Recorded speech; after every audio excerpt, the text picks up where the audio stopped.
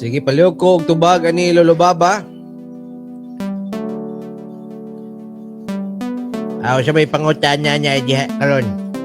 Ani? Nganong naamay mga 6-footer unya duharay tiil? Nay mga 6-footer Lolo Baba pero duharay tiil. Gani nyo dapat 6 po nilang tiil. Di ba? Ganyan bitaw po dyan niya. Siguro ko na siya kanyang genetic, hereditary, psychological improvement of otherwise. Okay, napay pangutana diri Lolo Baba. Nganong walay advertise ang asin? Uy, so na. Diwaya lang kay parat kay paminyaon.